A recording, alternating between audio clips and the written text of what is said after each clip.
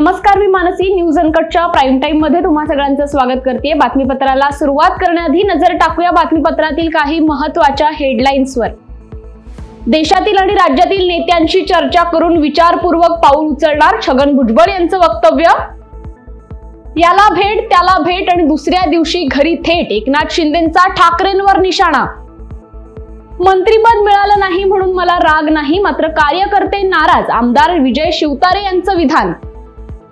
आणि gateway of इंडियाहून एलिफंटाकडे जाणारी बोट उलटली, बोटीत 80 प्रवासी, 66 प्रवाशांना बाहेर काढण्यात यश। आता पाहूयात सविस्तर वृत्त। शिवसेना ठाकरे गटाचे प्रमुख उद्धव ठाकरे यांनी काल नागपुरात मुख्यमंत्री देवेंद्र फडणवीस यांची भेट घेतली आहे। ठाकरे फडणवीस भेटीवर आता उपमुख्यमंत्री एकनाथ शिंदे यांची प्रतिक्रिया समोर आली आहे। त्यावर एकनाथ शिंदेंनी मुख्यमंत्र्यांना कोणीही भेटू शकतो अशी प्रतिक्रिया दिली आहे। उद्धव ठाकरे मुख्यमंत्र्यांना भेटले ही चांगली गोष्ट आहे। मुख्यमंत्री हे राज्याचे प्रमुख आहेत, त्यांना विरोधी पक्षही भेटतो आणि इतर पक्षाचे नेतेही भेटतात। पण मी हे चित्र पाहिल्यानंतर टोकाची टीका करणारे, अगदी संपवण्याची भाषा करणारे, जेलमध्ये टाकण्याची भाषा करणाऱ्यांमध्ये, लोकसभेच्या निकालानंतर हुरळून जाणाऱ्यांमध्ये एक अमूलाग्र बदल झालेला दिसतोय। देवेंद्र फडणवीसांना भेटणं व गैर नाही, पण याला भेट त्याला भेट आणि दुसऱ्या दिवशी घरी थेट अशी ही परंपरा आहे असं वक्तव्य करत एकनाथ शिंदेंनी उद्धव ठाकरेंना खोचक टोला लगावल्याचं पाहायला मिळालंय। एक अमूलाग्र बदल झालेला दिसतोय, चांगली गोष्ट आहे। आणि त्याला मी म्हणेन देवेंद्रजींना भेटणं काही गैर नाहीये, मुख्यमंत्री आहेत, पण ह्याला भेट त्याला भेट आणि डायरेक्ट दुसऱ्या दिवशी घरी थेट। राष्ट्रवादी काँग्रेसमध्ये बंड करण्याचे स्पष्ट संकेत समता परिषदेचे नेते आणि ओबीसी नेते छगन भुजबळ यांनी दिलेत। आज नाशिकमध्ये बोलताना त्यांनी पक्षात कशा पद्धतीने पिळवणूक झाली त्याबाबतची खदखद व्यक्त केली आहे। भाजप राष्ट्रवादी काँग्रेसमधील बडे नेते आपणास मंत्री करा असं म्हणत होते, असे छगन भुजबळ यांनी म्हटलंय। भुजबळ म्हणाले, अनेकांनी सूचना केल्यात, मी आता सर्वांशी चर्चा करणार आहे। मी उद्या परवा मुंबईत जाणार आहे। मुंबईत ओबीसीचे नेते, एल्गारचे नेते आहेत, त्यांच्याशी चर्चा करणार आहे। देशातील आणि राज्यातील नेत्यांशी चर्चा करणार आहे। त्यानंतर कदाचित पाऊल उचलावी लागतील, घाईत काही करायची गरज नाही, विचारपूर्वक पाऊल उचलणार आहे असं मत भुजबळ यांनी माध्यमांशी बोलताना स्पष्ट केलंय। माझं कोणाशी चर्चा नाही, चर्चा ते समीर भाऊशी करतायत। पण मी तुम्हाला एक सांगतो, काय मला मंत्रिपद मिळालं की नाही हा महत्त्वाचा मुद्दाच नाही, ज्या पद्धतीची वागणूक मी देत आहात काय हा महत्त्वाचा मुद्दा आहे।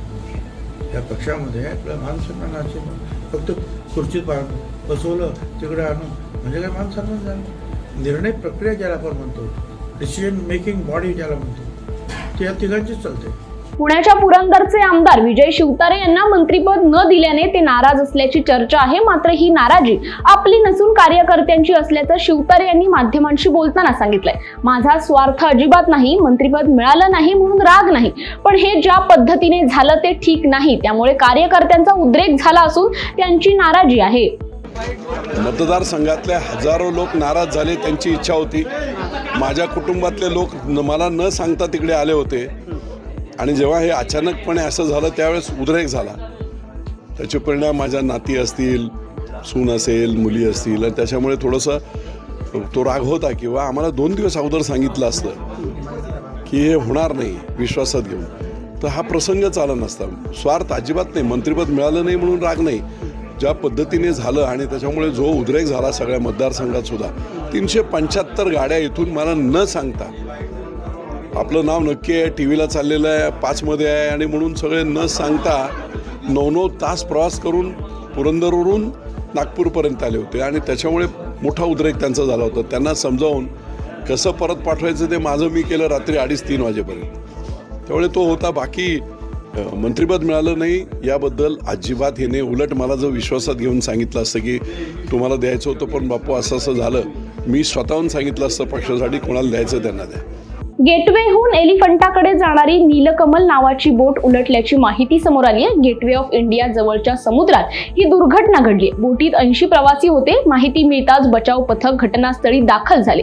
2 बोटींचा एकमेकींना धक्का लागल्याने ही दुर्घटना घडल्याची प्राथमिक माहिती समोर आली आहे। बोटीमधल्या 66 प्रवाशांना बाहेर काढण्यात यश आलंय, तर 3 प्रवाशांचा मृत्यू झाल्याची माहिती सूत्रांनी दिली आहे। वेळ झाली बातमीपत्रात छोट्याशा विश्रांतीची, कुठेही जाऊ नका, पाहत रहा न्यूज अनकट। ऐतिहासिक वारसा लाभलेला मराठ मुलूक महाराष्ट्र. या महाराष्ट्राला विविध रंगी छटा आहेत. साहित्य, कला, पर्यटन, नृत्य, भाषा, संत परंपरा अशा विविधतेने तो नटलेला आहे. हीच गौरवशाली विविधता जपत सुवरंग मराठी केवळ महाराष्ट्राच्या सांस्कृतिक संहितेपुरते मर्यादित न राहता समकालीन नवकल्पनांवर आधारित कार्यक्रमांद्वारे मराठी मनोरंजन विश्वात स्वतःची एक अनोखी जागा निर्माण करत आहेत. मराठी मनोरंजन क्षेत्रातील उत्तम दिग्दर्शक, लेखक आणि निर्मात्यांच्या प्रतिभेचा पुरेपूर वापर करून मनोरंजनाचा आगळा वेगळा रंग उधळण्यास आम्ही सज्ज आहोत. स्वरंग मराठीचे उद्दिष्ट मराठी मनोरंजन क्षेत्रामध्ये मनोरंजनाची वहिवाट सोडून, रूढीवादी पद्धती तोडून मनोरंजनाचा समृद्ध अनुभव प्रदान करून देण्याचा आहे. म्हणूनच यात विविध पद्धतीचे मनोरंजक आणि माहितीपूर्ण कार्यक्रम स्वरंग मराठीवर बघता येतील. शेवटी एकच, धकाधकीच्या जीवनात धांगडधिंगा करण्यापेक्षा बसूया, हसूया, गाऊया, जगूया. नाती गोती श्रावण मोती गावामधले जिवंत रंग. नाती गोती श्रावण मोती गावामधले जिवंत रंग. चला जोडूया, चला पाहूया, जशी संस्कृती तसा स्वरंग. विश्रांतीनंतर बातमीपत्रात पुन्हा एकदा स्वागत करते. जालन्यात अवैध गर्भलिंग निदान करण्यासाठी विक्री केले जाणारे सोनोग्राफी मशीन आरोग्य विभागाने पकडले असून या प्रकरणी 4 आरोपींना जालना स्थानिक गुन्हे शाखेने ताब्यात घेतले. अवैधरित्या गर्भलिंग निदान करण्यासाठी सोनोग्राफीची मशीन विक्री होणार असल्याची माहिती आरोग्य विभागाला मिळाली होती. त्यावरून सापळा रचत जालना जिल्हा शल्य चिकित्सक डॉक्टर राजेंद्र पाटील यांच्या पथकाने स्थानिक गुन्हे शाखेच्या मदतीने शहरातील अंबड चौफुली भागात आरोपींना ताब्यात घेतलंय.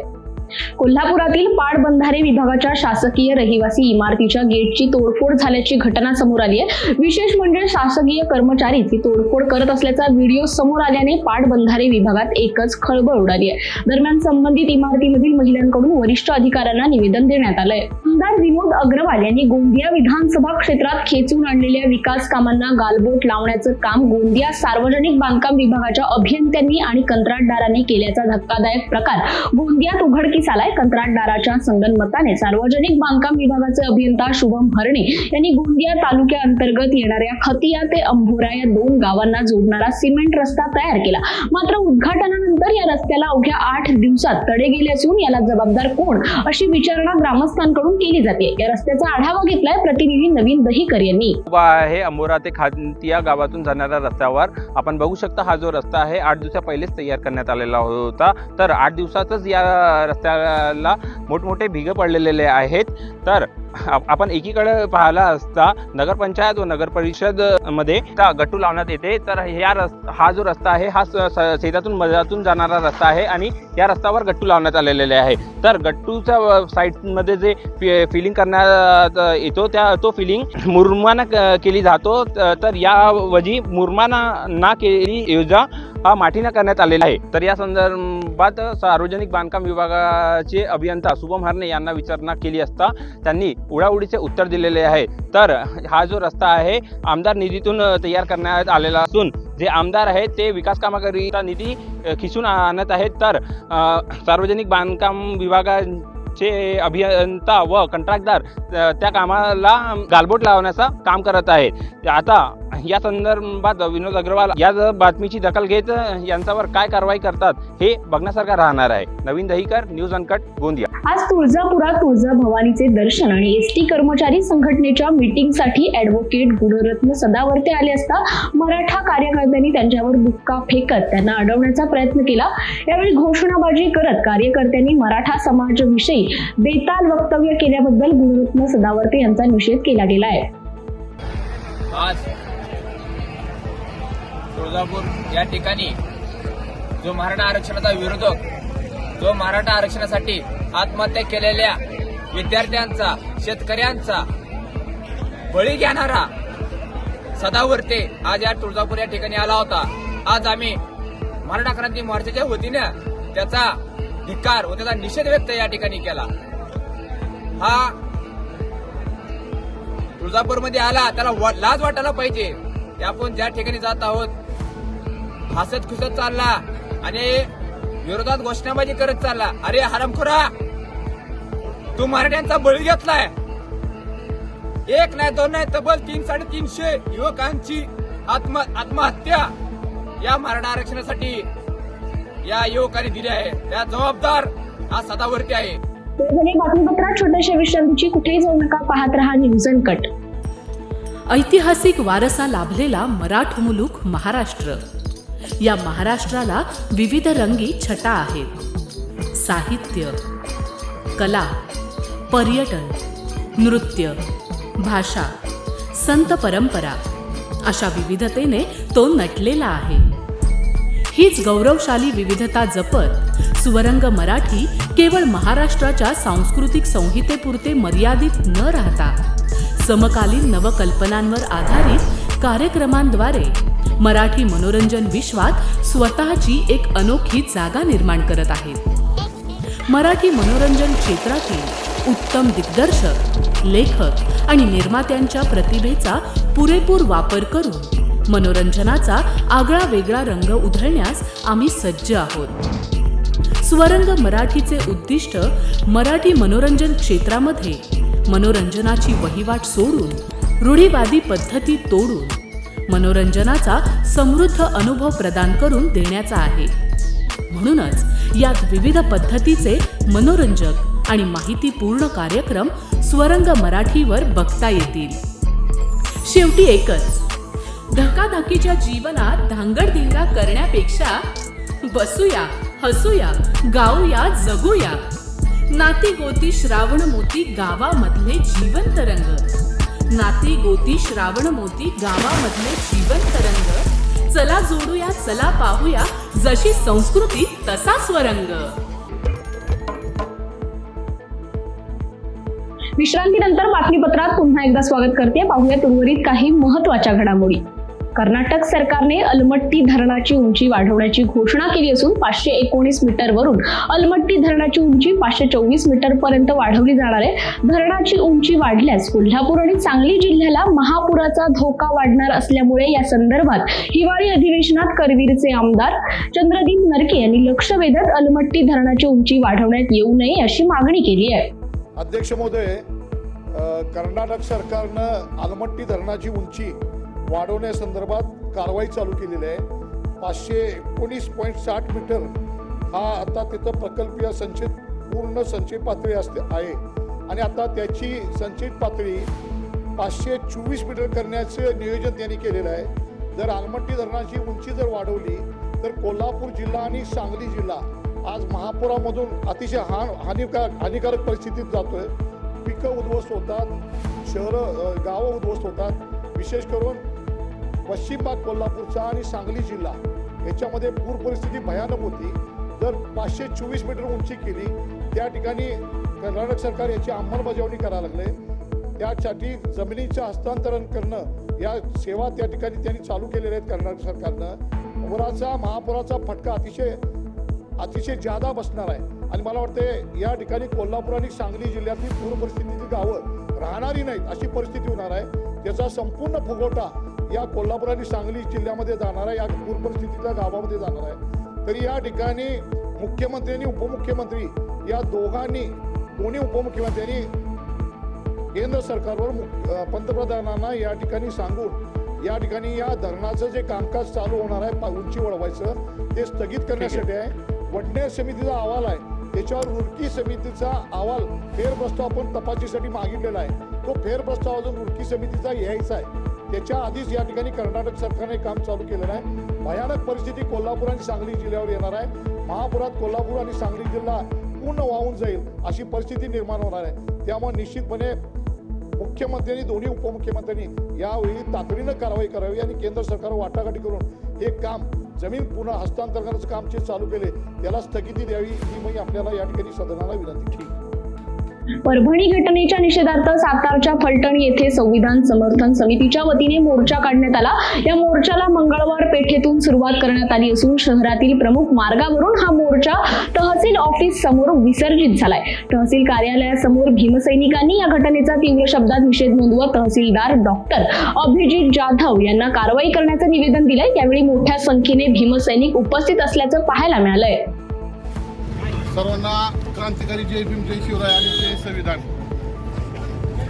परभणी या ठिकाणी एका व्यक्तीनं डॉक्टर बाबासाहेब आंबेडकर पुतळ्याच्या समोरील असलेली संविधान प्रस्ताविका जो टॅच्यू होता तो टॅच्यू फोडून एक विटंबना केली।